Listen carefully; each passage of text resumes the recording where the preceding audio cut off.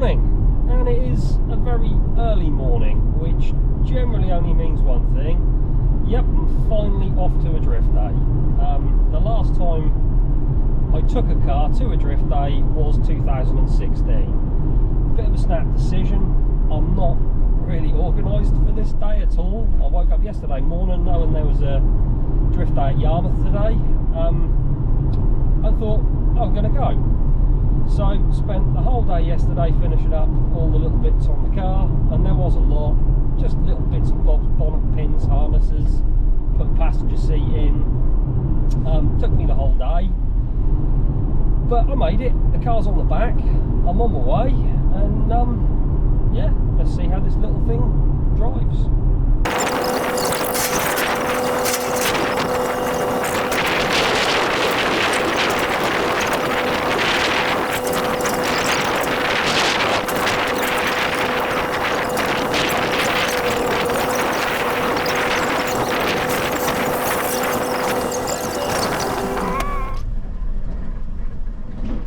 So this is my first time back in a drift car in almost a decade. What I discovered is I soon got the feel for it again. It felt normal. I didn't feel uncomfortable or nervous or anything like that. But the car has absolutely no self-steer at all. I think this is due to a lack of caster. I'm having to feed the wheel through my hands to get it to transition. Extremely difficult to drive, very, very unpredictable, extremely hard to place the car on track, and also quite hard to know what it's going to do during a transition. So not ideal, but it's having a lot of fun, so I decided to keep going and keep progressing. A few laps in, pull the car in and rotate the top mounts to try and add some more caster. This improved the situation a little bit, but not to the degree I was happy with the car still. But this was the whole idea of this particular practice day, to identify any problems with the car so I can resolve them before I go trekking too far from home. This particular track does only 30 minutes from me, and to be honest, I will go back. It's a fun track to drive. But yeah, the car definitely needs some improvements.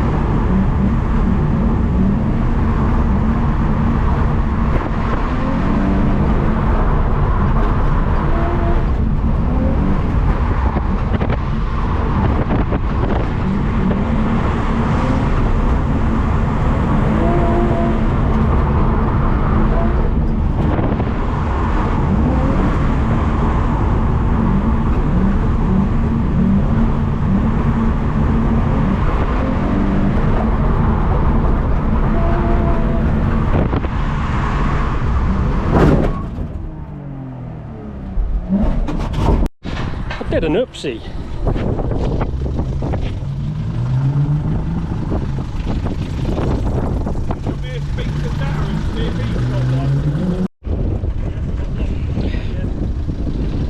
Yep.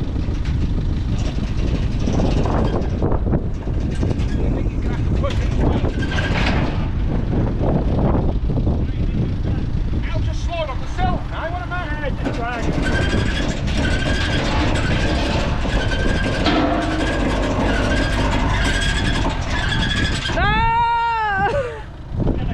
It's just coming off. Oh my god, this is fun.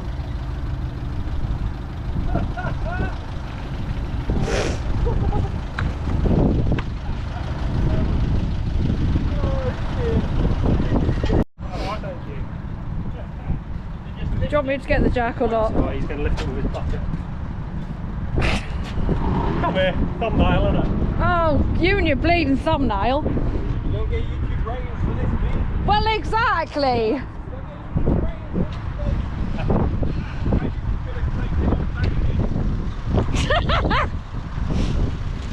Getting back underneath it and lift all that. Yeah, it's all far enough.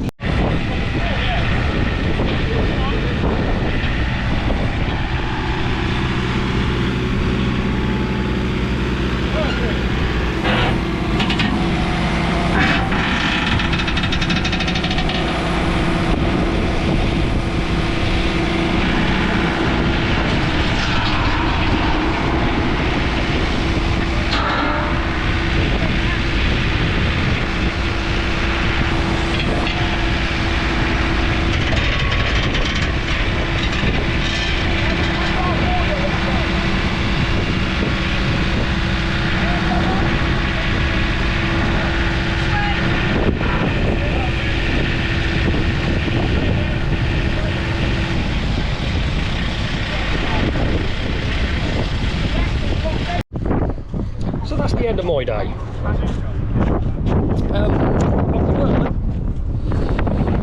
Into a long wheelbase.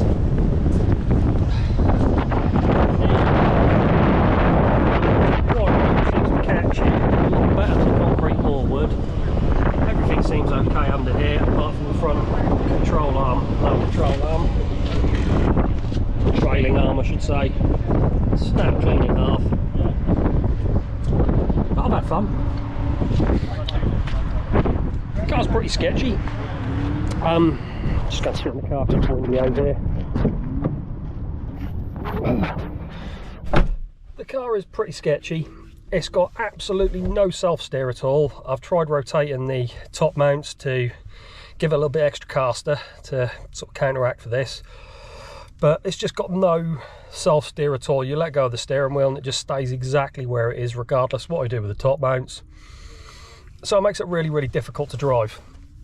I think me going for a higher line was probably a bad idea. I've been taking quite a tight line around the inside of both the corners just to keep the car sort of away from the fences and safe, and I started getting a little bit more confident, tried to push a higher line, and there was just about 30% less grip on the outside of the track as round the bottom corner. Yeah, I just spun, went straight into the fence. Really quite surprised about the wire rope. I thought it would do more damage than a concrete wall, but the car isn't bad at all. I mean, we went in fairly fast, although it wasn't hard impact when we got there.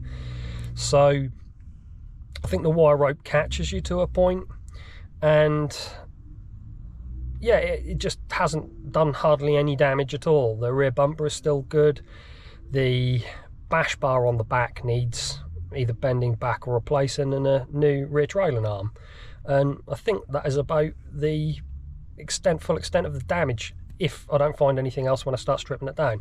But I've done what I wanted to do today. I mean, that's the main thing. I wanted to test the car, make sure the engine worked properly, make sure it didn't overheat, figure out whether the handling was good, if any improvements are needed.